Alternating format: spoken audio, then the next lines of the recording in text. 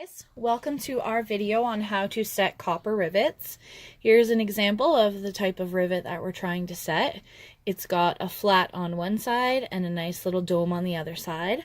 So the things that you're going to need in this video, we've just listed on the previous menu, but that is your leather. We're using a 9-10 ounce bridal leather for this one.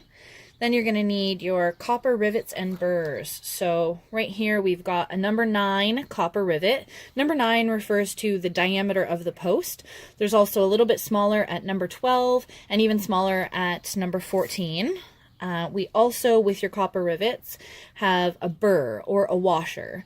So that's that piece. The next thing that you're going to need is your copper rivet setter. Looks kind of like this, or any variety of this. It's got a tube right here where your copper rivet's going to go in and set. And then it also has this little rivet setter right here. So instead of that rivet setter, because it's not quite very big, we're going to be using this rivet setter. This is just a 2-piece leather rivet setter or a double cap rivet setter, that kind of thing. I just feel like it has a little bit better of a dome to it. Then the next thing you're going to need is, and this wasn't listed on the list of required, but it's a little piece of about 5-6 ounce leather with a hole in it, the same diameter as your post. And what that does is when you're setting it, you put that down on top of your post, kind of like this, and that'll make sure that you're cutting the exact same amount of your rivet off every time to give you this same look every time. So the next thing that you're going to need is a mallet or a maul.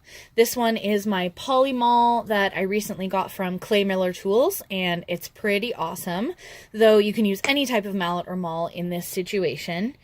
Then we're going to need a ball peen hammer. When we're using this ball peen hammer, we actually use the flat side to flatten part of it, and then that's what the rivet setter is for. So we're going to have this guy ready to go. Then we have a pair of side cutters. This is just going to cut the rivet off and give us a nice clean cut. So those will go there. And the only other thing that I had previously is a rotary cutter, or a rotary punch. So this guy is going to punch all your holes for you and give you exactly the diameter that you need. So basically, you need to punch your holes in your leather. You're going to go through both at the same time, especially if your piece is already put together. You want to make sure you're cutting through both so that everything is lined up perfectly. So I've gone through like that, almost. A little bit more. There we go. Gone all the way through that piece. So we're going to put this down. This is the back side of the leather, and this is the front side. So we're going to put the post coming up through the back side. So this piece here actually becomes the back of your rivet, and this piece here actually becomes the front. So this piece will turn into something that looks just like that. So we'll put that down like this. Then you're going to take your little washer and put that down on top. Then our rivet setter has the little tube right here. We're going to take that, put it down on top like this. Got that. And then use our maul to just swage that burr down right on top. The burr also refers to the washer. It's the same type of thing. So you want it to be nice and flush with the surface of the leather so that you have a lot to peen down and it's nice and secure. So this is when that little tiny gauge that we made up comes into play. That's this guy.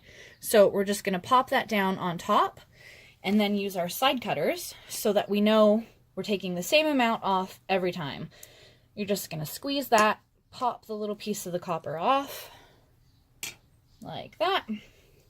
Now this is where we use the flat part of our ball peen hammer like that, and we're going to take it on top of here and just hammer this down.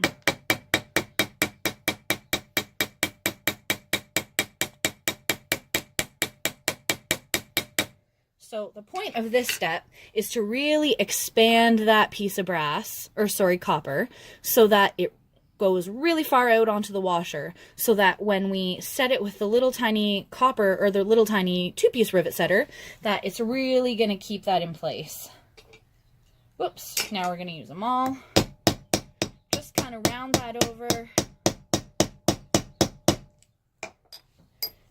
And that gets any rough edges off of there. Let me clean it up for you. There you go.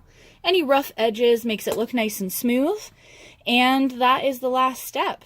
So I hope that you enjoyed this video. If you have any questions for us, please just drop us a line and we're happy to help. Thanks so much.